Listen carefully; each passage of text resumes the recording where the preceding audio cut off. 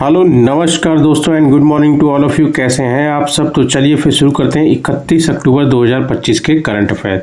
तो सबसे पहला न्यूज़ और सबसे पहला करंट अफेयर है आपका दोस्तों हनोई कन्वेंशन। ये क्या है दोस्तों? इसका ऑफिशियल नेम अगर देखेंगे दोस्तों तो United nation convention against cyber crime. तो ये क्या है दोस्तों, ये जान लीजिए दुनिया का पहला जो साइबर क्राइम्स जितने होते हैं ना, जितने तरह के साइबर क्राइम्स हैं उनसे लड़ने के लिए एक मतलब वैश्विक मतलब समझ लीजिए एक ग्लोबल लेवल पे मतलब एक ऐसा कानून या फिर एक मतलब फ्रेमवर्क तैयार हुआ है जिसपे मतलब काफ़ी कंट्रीज ने साइन किया है सिर्फ दोस्तों, रेटिफिकेशन नहीं किया है। ठीक है, ऑफिशियल नेम क्या है इसका दोस्तों? Hanoi convention. अब मेन क्या है, हनोई क्यों रखा गया इसका नाम? क्योंकि एक बहुत ही हाई प्रोफाइल मीटिंग हुई है जिसमें मतलब इसको मतलब कन्वेंशन को लाया गया था। और ये कहाँ लाया गया था? तो ये दोस्तों लाया गया था वियतनाम में दोस्तों। ठीक है, तो वियतनाम अगर आप देखेंगे तो कहाँ पे है दोस्तों? तो आपका वियतनाम पड़ जाएगा, ये देखिए मैप में, तो ये आपका है, ये वियतनाम है। ये जो आपको पिंक वाला दिख रहा है ना, इसके जस्ट ऊपर में ये जो है इसकी कैपिटल है। ठीक है, तो यहीं पे हुआ है दोस्तों, इसीलिए इस कन्वेंशन का नाम हनोई कन्वेंशन रख दिया गया है। तो अब जब ये लाया कब गया था? तो दोस्तों ये जान लीजिए 2024 में यूनाइटेड नेशन के द्वारा इसको अडॉप्ट कर लिया गया था, पर अभी अक्टूबर में ना साइन करने के लिए इसको ओपन कर दिया गया था।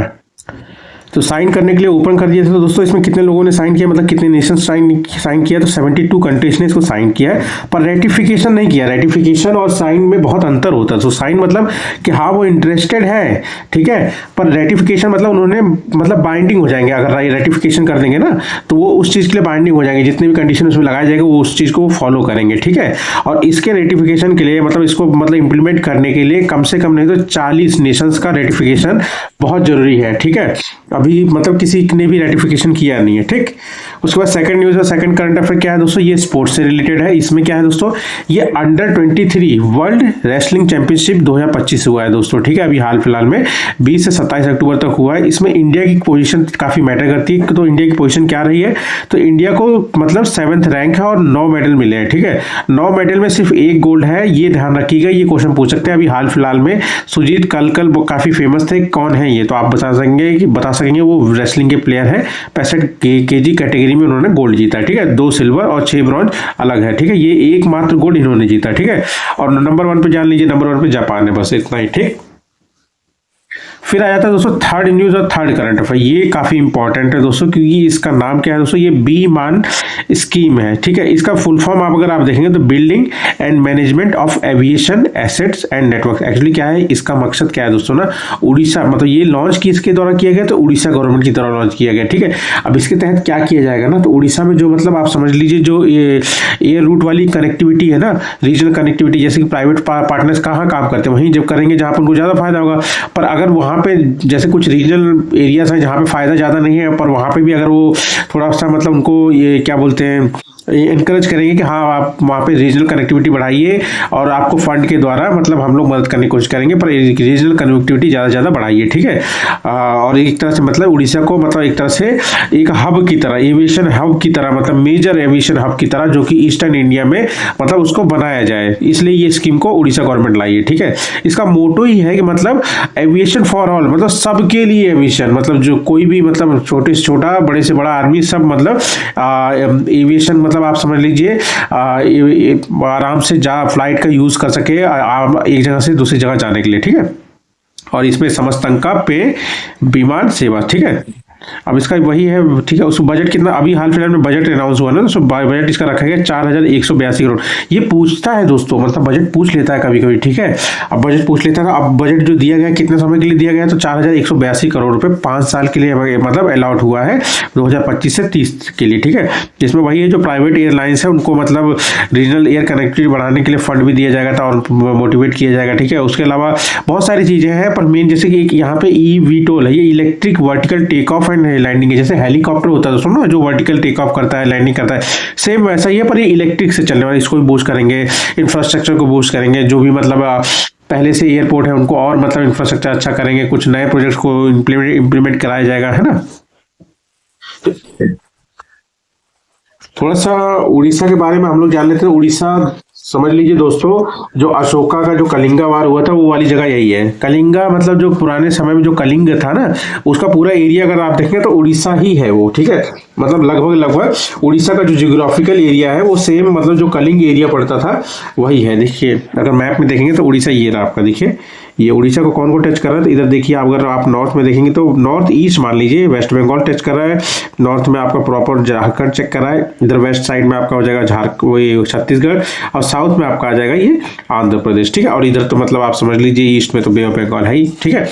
मतलब ईस्टर्न इंडिया में उड़ीसा गवर्नमेंट को मतलब उड़ीसा स्टेट को मतलब आप समझिए एविएशन में एक हब बनाना, मेजर हब बनाना इस मतलब स्कीम का मकसद है, ठीक है। अब उड़ीसा के बारे में थोड़ा सा आप जान लीजिए, इसमें सबसे मेन जान लीजिए इसकी स्थापना जो हुई थी दोस्तों 1 अप्रैल 1936 में हुई थी, और उसी दिन को मनाया जाता है उत्कल दिवस और या उड़ीसा डे, ठीक है। इसकी कैपिटल भुवनेश्वर है, इसी को कहा जाता है city of temple. Ancient name इसका क्या था दोस्तों, कलिंग था, ठीक है। ये जो वॉर हुआ था अशोका का, मतलब जिसने कलिंग लड़ाई की थी वो यही हुई थी, ठीक है।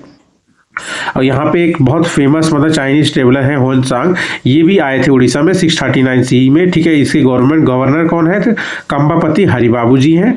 सीएम कौन है, मोहन चरण मांझी जी हैं। और ध्यान रखिए यहाँ पे यूनिकैमरल स्टेट लेजिस्लेटिव है, मतलब लेजिस्लेचर है, मतलब इसमें लेजिस्लेटिव असेंबली है, पर मतलब आप सुनिए विधानसभा है, विधान परिषद नहीं है, काउंसिल नहीं है, ठीक है।